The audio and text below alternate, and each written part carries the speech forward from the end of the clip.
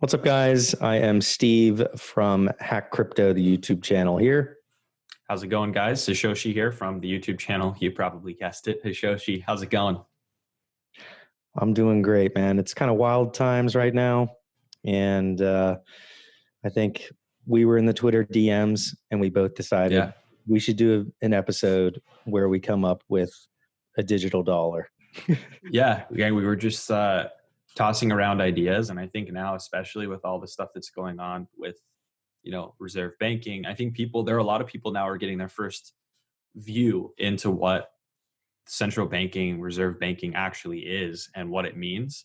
So I thought it might be cool to chat about the idea of a digital dollar.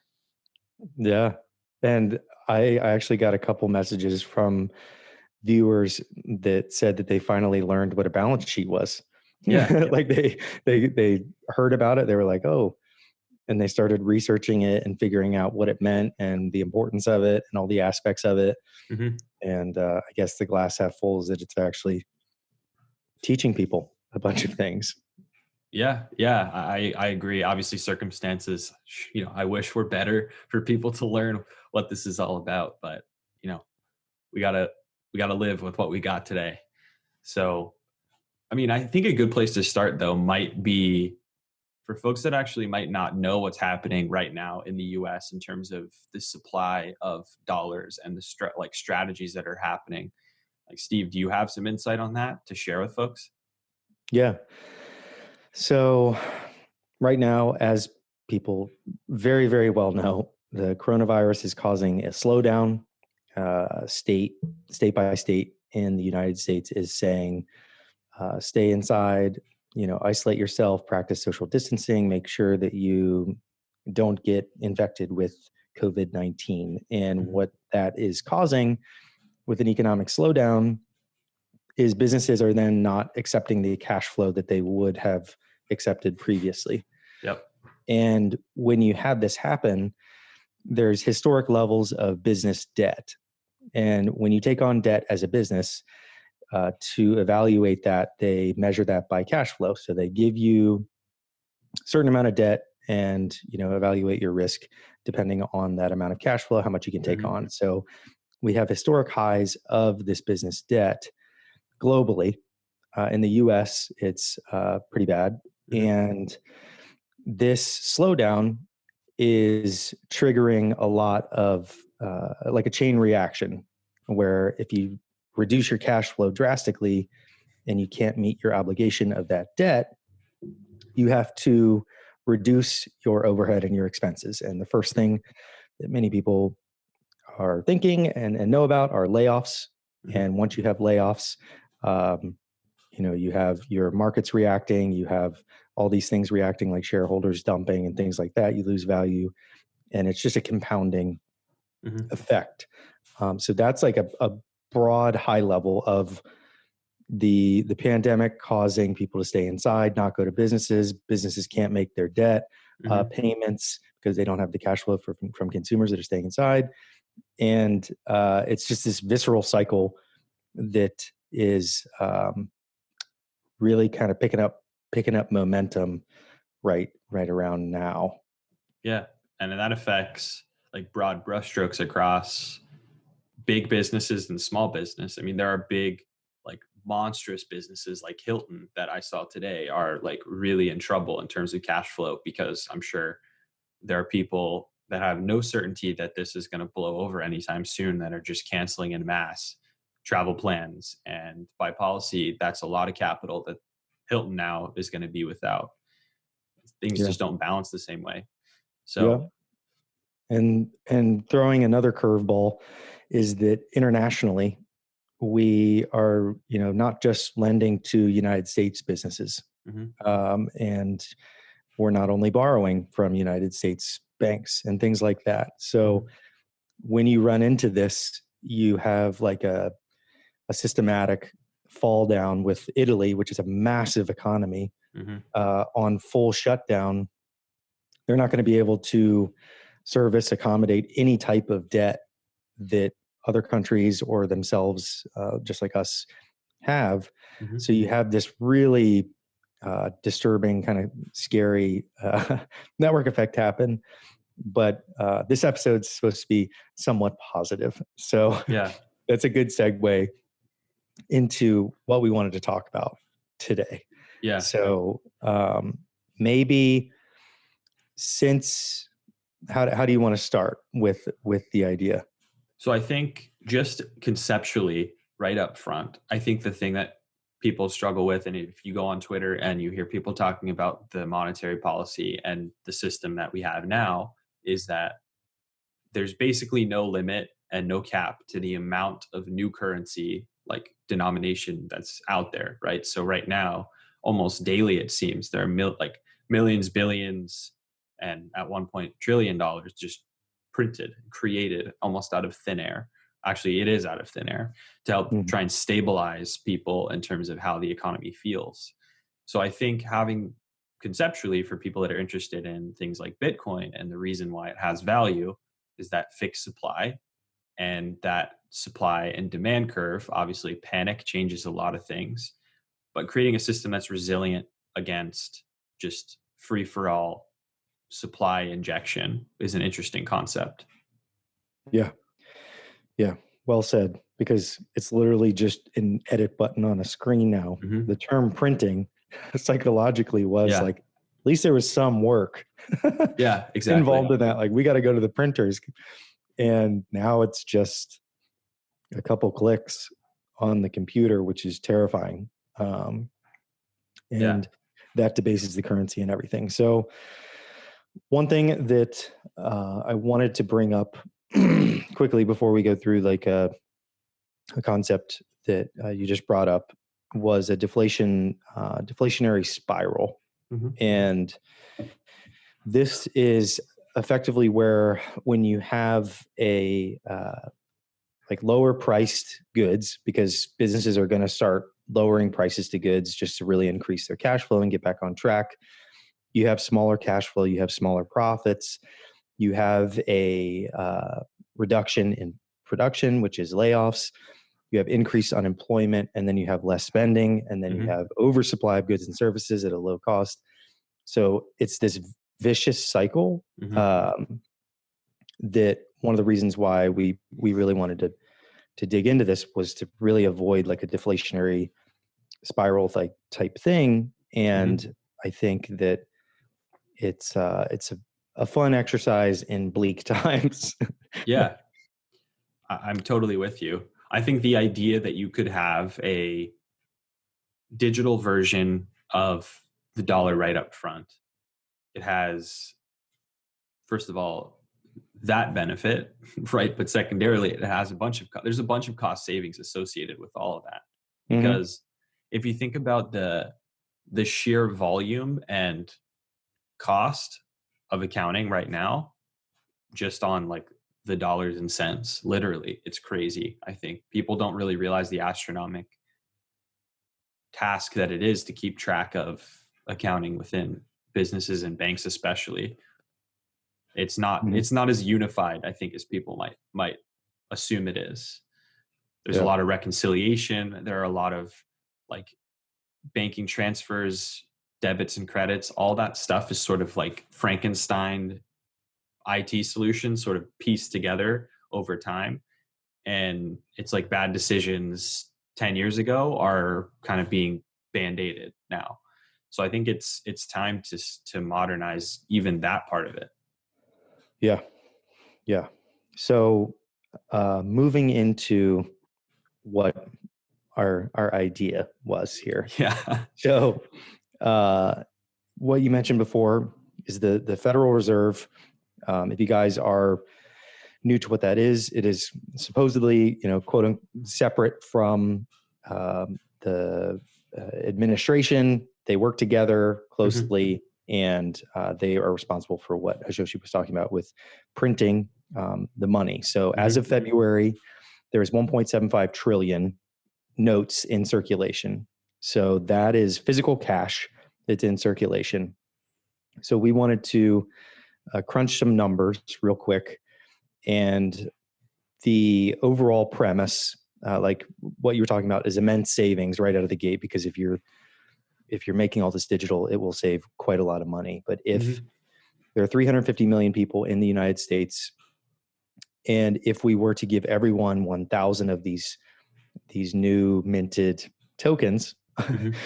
and the incentive was for businesses to accept them, immediately becoming exchangers or currency exchangers. So I Mhm. have my US dollar, I can convert it seamlessly and transact with these businesses, Mhm. um, and get return with my actual token. I think that it almost acts as a quick, immediate airdrop style UBI to Mhm. everyone Mhm. as a stimulus. And the idea being that they're going to spend it at these businesses that accept it. And that is maybe that's where the government is. They're like backing that concept of saying, like, Yeah. these people will accept it. We insure them. Maybe that's Yeah, that could be where they fit in. I mean, we were chatting about this prior before we started recording this, and we were trying to figure out where the government would naturally fit in, because I know that we'll have, the crypto anarchy crowd in the mix saying, "Well, why do we need governments in general?" And all of that jazz. Totally understand, but in Mhm. reality, like, you have to take into account the fact that a lot of these like institutions are institutions that are not just going to disappear into thin air in one generation, if ever. So we just have to think about the solution and how these existing parties will play. Yeah. And it was difficult to try and think, but we decided to just start recording Yeah, because and we just couldn't figure it out as we go we could, along. yeah, we couldn't like just it is difficult because it's the spectrum that we were talking about where it's either no power or all the power. It's Yeah. like with this whole concept. So the idea of there's 80,000 bank branches, like physical bank branches. And I brought this up in the past of if it was a proof of work system, banks would just become miners. But in this example, and both Hashoshi and me being proof of stake junkies, love it, love everything about it, Yeah, and really all of cool. the crypto economics about it, love it. Mhm. So for this example, proof of stake, 80,000 branches, like your neighborhood, the one right down the street from you, is a considered a node Mhm. on this network of these 500 billion tokens that are the US digital dollar.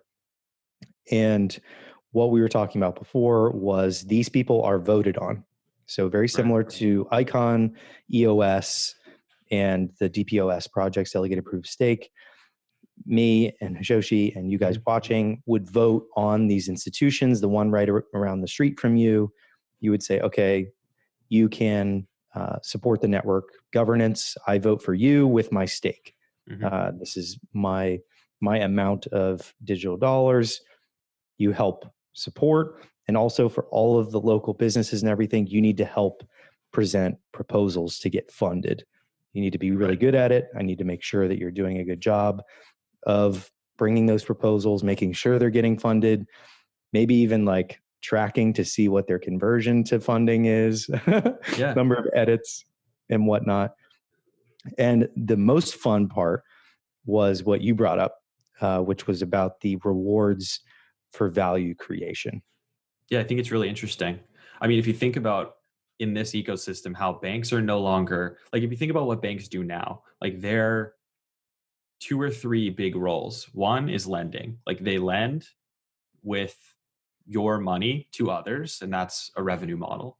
They also are like storage, right? They store money often for a cost. Lots of banks charge their customers money to store their money. And then I would say third, it's also supporting the central banking institution that there is. Like the whole central bank concept weaves very closely into the banks that you and I go to all the time. Mm-hmm. And so in this ecosystem, banks no longer have either of those money making or revenue generating opportunities per se. So maybe their role of the future is banks are going to be there not to do those things, but rather to help secure and help govern, in a sense, the entirety of the transaction network. But in that case, it's not as, you're not as reliant on banks to do things for you. Like the banks are not a single point of failure for you as a transactor, a purchaser.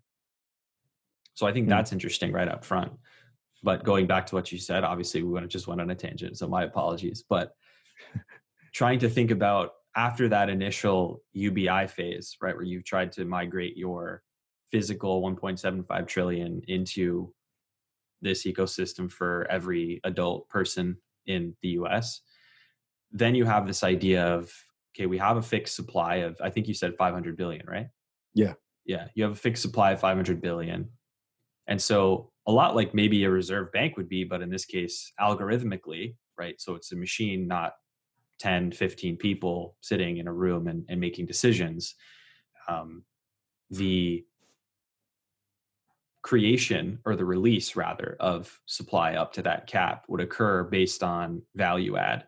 So like going really deeply into the idea of capitalism, which is rewards go to those who create the most value, and you have a free market to create value for other people and to contribute resources to what you want to contribute resources to.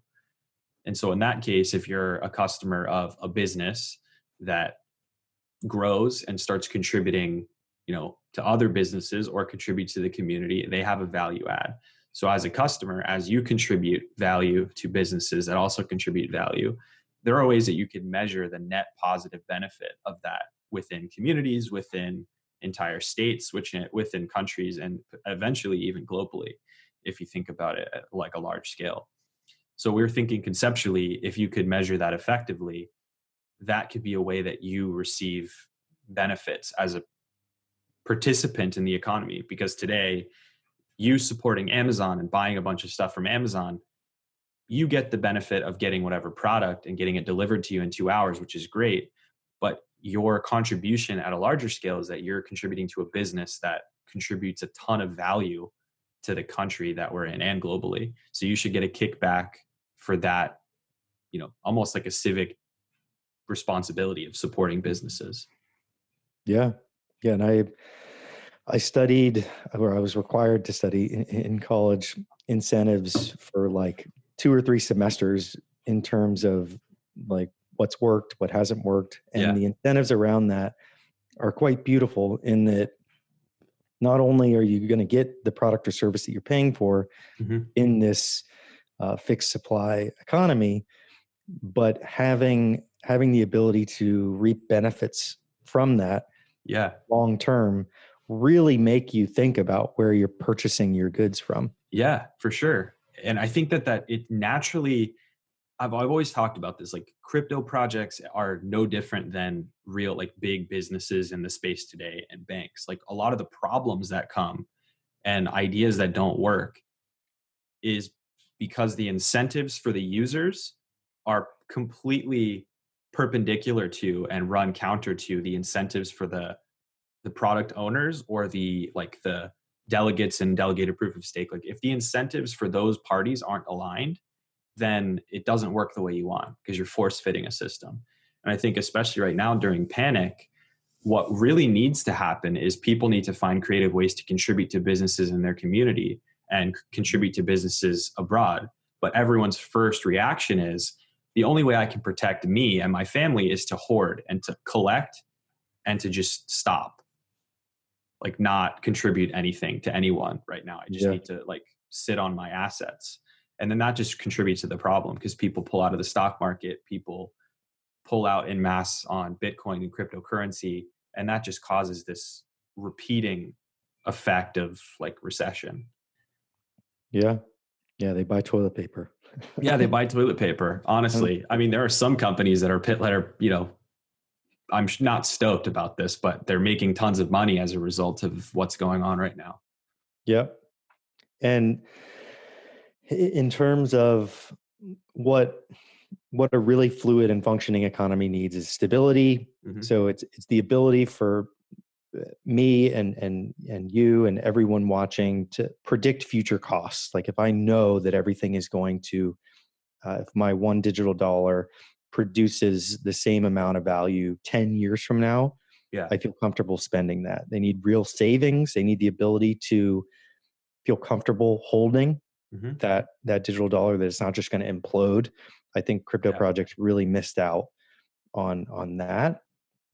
And you need competition, of course, with exports. Whatever you're doing that's unique Hmm. as a civilization, you need to be able to have competition everywhere. And of course, you need your your investment, like your ability to make sure that inflation isn't going to go through the roof and your money's not going to be worth it much. But that kind of goes with real savings. So you need all these stabilization pieces within it. And you mentioned one thing before we started the stream about the Fed, and the Fed is controlling. They have a couple levers, Hmm. interest rates being a big one, where they Yeah. just lowered them down to like 0 and Yeah. 0.25. So what you were saying before was that could be like a smart contract, essentially, like the Yeah. what the Fed is doing. Yeah, absolutely. I think from a technical perspective, we're a ways away from being able to accurately measure value add, like we're talking about, to be able to accurately measure and conditionally flex and turn those levers that like a central bank or the like Federal Reserve would do um, today in like a smart contract. But like the feasibility long term is there for us to Hmm. say the flaw in this sort of monetary policy and this banking scheme is that people are imperfect, people panic, and the levers only go so far when you have human bias behind them, right? It's there are, I think, also now more and more people have a distrust for the system, quote unquote. It's not just the Yeah. central banks. And so I feel that the levers that are being pulled don't mean as much anymore and don't have as much of an effect because people don't, they know the illusory nature like of what's going on behind the scenes. So I think if you put machine in control that is inherently unbiased and works only on numbers and only on algorithm, then people might trust. And it would almost be silent because as things change and flex, it would adjust not just in pandemonium. It would also flex and balance in times of expansion. Hmm. So I think that's another one. I feel like a lot of times no one hears about monetary policy until there's a problem, when it needs to happen in both directions, because unchecked expansion causes unchecked recession, in my opinion. I'm not an economics major either, so I'm just saying from like anecdotal evidence leads me that direction. Yeah. I mean, even a young a young child, 5-year-old Steve and 5-year-old Forrest would sit down and say, if you keep printing this, it's not as valuable as, Yeah. as if I have one of these and then you print a million or a trillion of them, it's not as special. It's Yeah. just If you gave me a box, like I was into Legos as a kid, you give me a box. I had this one box of like 500 Legos, and inside that box there was one like silver plated, it wasn't actual silver, it was just like chrome sprayed Lego piece. That was like a treasure to me because I just had one out of that 500. So the concept there was like, okay, this has value because it's one out of this 501 piece set that is silver. But yeah. I could have gone to the store and gotten a box of all of that, like all 500 being silver, and it would have devalued that in my mind as well. Oh yeah. Oh So yeah. we're And introduced to everybody, these concepts so young. it's so young, so young. So to replay back um, everything, there the playful idea that we were playing around with was proof of stake. Um, it would be 32 million businesses that currently accept US dollars. They would also agree to accept. Maybe that's where the government fits into this whole thing, Mhm. supporting them to accept it. Yeah. That contraction happens of about 30% from what's in circulation now down into these businesses. And from there, we have our $1,000 sent to every single adult in the United States. And they are then going to use that to support these nodes that I mean, it could be bank branches, it could be people that apply, like Mhm. businesses that apply to to have like a fiduciary duty style thing where they're supposed to help you get proposals together to ask the network for funding for things, with like the lending component from the network, not from them as a node validator or a bank. They're literally just merely facilitating people and citizens to extract and borrow from the entire system, the entire network. Yeah. And those people are voted on. They can very quickly be removed. And, Yes. let's say they launder, what was it? HSBC did like $2 billion for the cartel. Let's say SBC. Wells Fargo scam accounts. That's right. Wells Fargo gets caught. Boom. The news comes out and they get ratcheted down on the list in the amount that they are able to receive from the network for governance, because they've lost votes. Because me and you, we decided we didn't want to support them anymore because they were doing some scumbaggery. And then the value creation piece that you came up with would really, really help psychologically where people are spending that money, making that dollar strong and hard money, because they know it's fixed. They know that wherever they're spending that money will give them like the stability, because if you are making $1 million a year off of your YouTube channel, and I support you with $1,000, I would then, in theory, get some benefit for supporting you because I thought about where I was putting that money. Absolutely. And I mean, the incentive there is it stops people from, because I think an issue now is so many people either contribute money to vanity. I mean, we're all like guilty of that just because it's the way the world works, but also people live their whole lives like sitting on cash, like sitting on money that is, because of the nature of the system, devaluing over a period of time. And it just further reinforces the lack of economic growth in addition to inflation. So it's like a double whammy and it's a vicious cycle. So if you put the incentive on people within reason spending to create value, and you make that the focus of the economy and you reward people for doing that, then I think you see small businesses flourish and you see groups that actually create value start earning as they should. I mean, it's all theoretical, obviously, because people do weird stuff, but I think it would be really cool. Yeah, and even with EOS as an example, and Icon and some of these DPoS, delegated proof of stake concepts, they had flaws. A lot of flaws happen almost immediately. Because humans got put into it. Yeah, you can't ever predict what every person's going to do and how they're, like, no probabilistic model or conceptual simulation is going to tell you how people are going to react when it's real and there's real dollars and cents. At least that's the way people think about it, or real tokens on the line. Yeah, because in one of the most interesting learnings from EOS, at least that I took away, was the cartels forming around exchanges, where if I had an exchange and you had an exchange with a huge bag of EOS, we could just go and be number one. We could vote for ourselves, have all of our users vote for us, and we would be the top. And then once we're at the top, you and me, we're going to stay in power because we're going to vote for each other with our communities. I'm going to say you and me, we're going to stay at the top with both of our huge bags of this currency. So the transparency aspect changes that, with voting, allowing people to, in a way, get negatively dinged when they vote for someone that is found out to have like malicious intent, and you don't want to support something that you haven't done research on, you don't understand. And there are a lot of really interesting incentives to prevent people from staying in power like that now, where it can negatively affect you. Too soon, Steve. Yeah, too soon.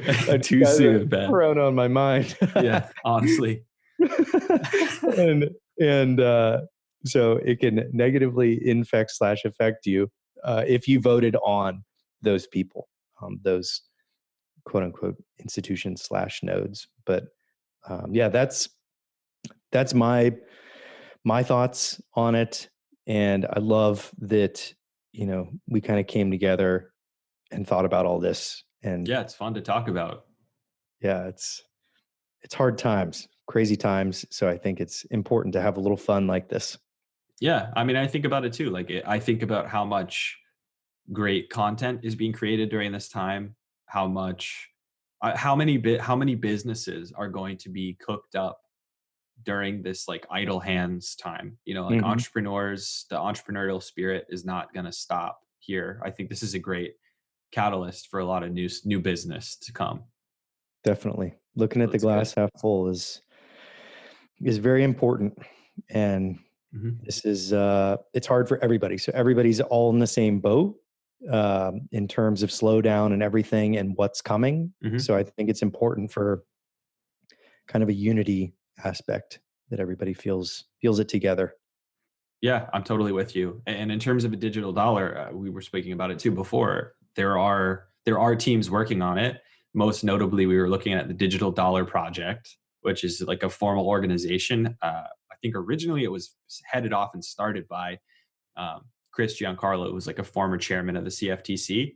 So someone who's intimately aware of how the economy works and how the U.S. handles monetary policy. So, I mean, that's interesting, regardless of how you feel about government's involvement in this. I think that fact that it's being discussed at that level and from people who were at a really high level within the government's a good thing for the space.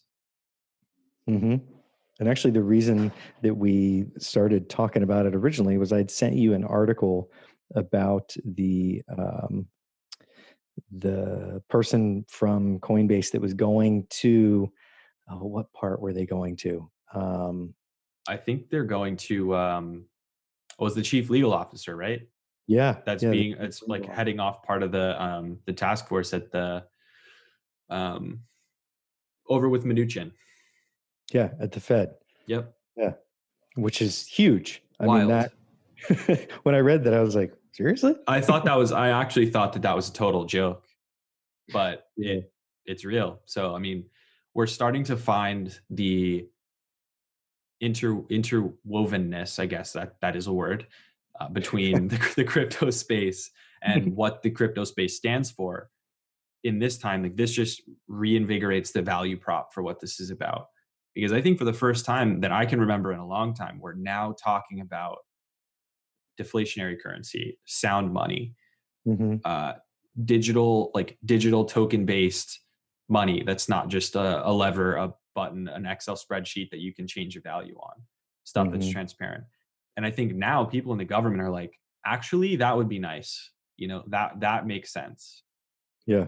And I think that's a good thing. People who are so anti crypto, I think at least understand the ethos of what it's about and are saying, hey, you know what? I'm not totally against that. Yeah. So, And also very similar to Libra, mhm, if a digital dollar happened, it would be a good thing in that it creates interest, it creates people looking into Bitcoin, it creates mhm, all of this uh, like creative juices where people are thinking about, hey, what is a digital dollar other than just numbers on a screen?